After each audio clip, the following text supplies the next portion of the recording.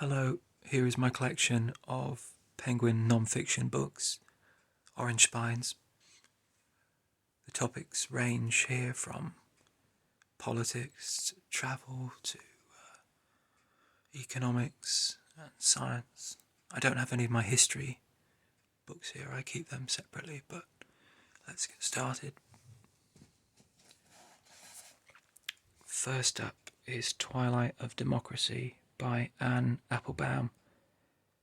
This is about changes in 21st century politics. The author's clearly worried about the future of democracy and certain right-wing movements.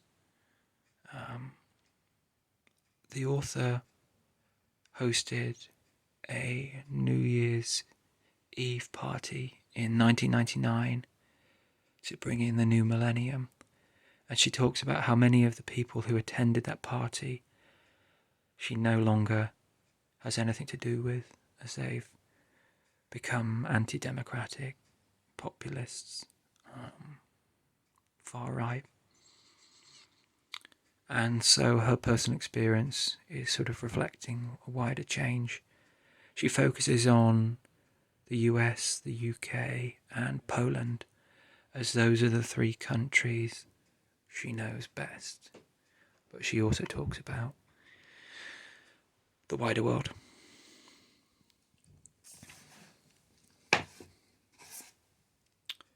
Next is The Roads to Sata by Alan Booth. This is about a British man who walked from one end of mainland Japan to the other in 1977, which is a journey of about 2,000 miles and took about 4 months. So this is about his experience on the walk, meeting Japanese people, having to deal with the weather, having to deal with the physical consequences of walking so far, like blisters, and having to deal with the Japanese people who could be kind of quite strangely behaved towards him, as he was a gaijin, even though he spoke Japanese. Then we have another travel book called The Last Man in Russia by Oliver Bullough. This is really about how modern Russia has big social problems. It has a massive problem with alcohol and a declining population. And the author travels around Russia following in the footsteps of a Russian priest called Father Dmitri, who was a dissident during the Soviet era. He challenged the kind of communist society. He wanted to address social problems like alcoholism, and for that he was persecuted and imprisoned in the Gulag. But he continued preaching for decades, being a dissident, until eventually he was kind of broken and, he became compliant. And his life story is kind of illustrative of modern Russia, how it came to be the way it is, at least in the author's opinion. That's his approach to following Father Dimitri's footsteps. Go to the Gulag, go to these different parishes, and by doing that, he thinks you can gain an understanding of Russia. This was written, obviously, before the war with Ukraine, so I don't think the problems that Russia was facing then have got any better. Then we have What's Eating the Universe by Paul Davies. This is a brief introduction to fundamental physics questions, about space, the universe, dark matter, dark energy. It's a very short book, it's just an introduction, but I found it quite useful as somebody who is not really knowledgeable on physics.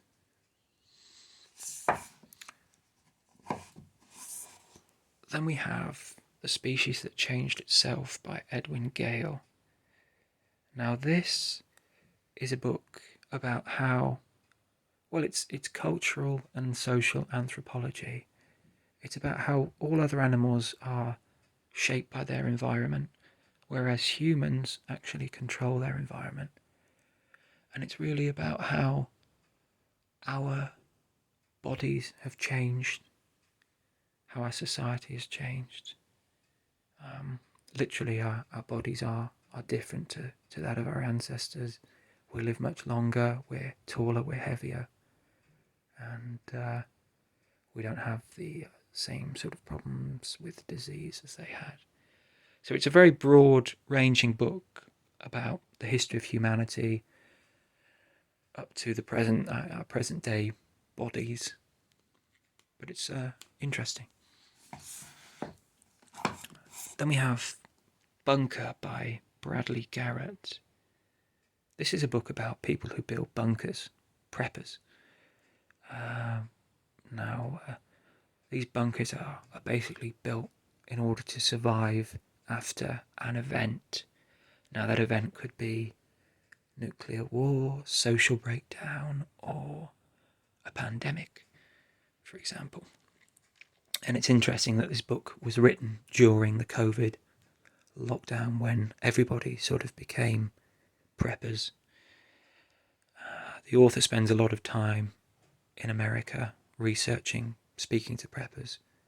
And you get a broad range of bunkers, from luxury high-end underground bunkers to much more amateur efforts, homesteads really. And you also get mobile bunkers, people who build these big vehicles to survive the apocalypse.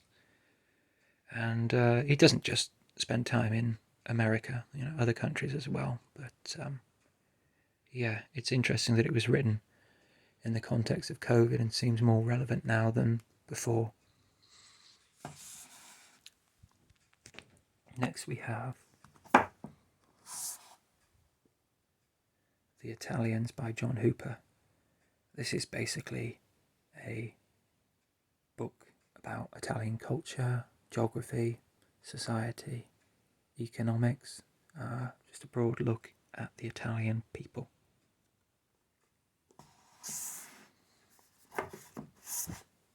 Then we have Freakonomics by Stephen D. Levitt and Stephen J. Dubner. This is a famous book from the early 2000s about really surprising features of the economy, and some would say it's more of a sort of sociology book than an economics book. I think this book was probably more impactful when it came out now. A lot of the things in the book now seem quite obvious. The major finding of the book, I would say, is about how the introduction of abortion law, Roe versus Wade, had a knock-on effect on crime. It reduced crime, and that was quite a controversial finding, but I think now more broadly accepted. So it's a famous book, but I would kind of suggest that it's somewhat overrated.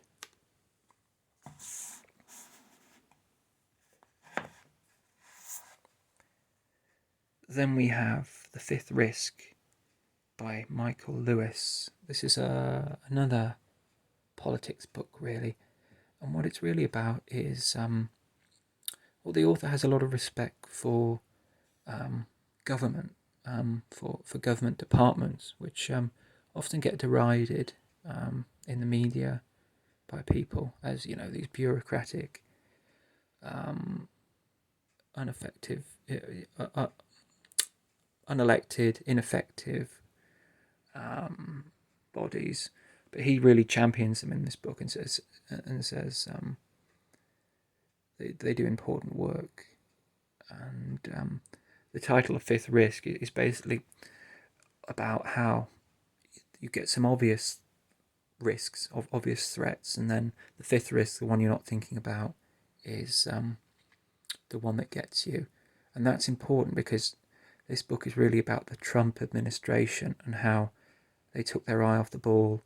Government departments were not run properly, and that created risk, that created danger to American people. So it's a pretty scathing look at the Trump administration and how these government departments responsible for all sorts of things like maintaining nuclear weapons, looking after the environmental health. These departments were not run properly. They were run by people who were not qualified, who didn't care, who just should never have been appointed. They were lackeys who were not appointed for the right reasons. A lot of lobbying going on. So yeah, it's a book in defence of government and warning of the dangers when government departments are not run properly. The final book is What is Populism by Jan-Werner Muller. This is similar to Twilight of Democracy, an Applebaum book I spoke about at the start. The author is attempting to define what populism is. What do populists say? What do populists do? And perhaps how can they be successfully challenged? Now, he defines populism as not just anti-elitist, because people can criticise elites without being populists. As well as being anti-elitist, it's anti-pluralist. It's basically arguing, a populist is arguing that they are the only legitimate political party and the other political parties are corrupt, illegitimate, shouldn't be in power. Populists are claiming to be the only true representatives of the people, and they're sort of saying, if you're not with us, you're against us. Populists are making a moral claim to be the true representatives of the people. As such, they think there is a true people, a homogeneous, idealised version of the people that supports them, and if you don't support them, then you don't belong as part of the people. And therefore he sees populism as a dangerous threat to democracy, probably in the same way that an Applebaum does. And this is written in a context where it was written in 2016, where populism was widely considered to be on the rise and maybe still is.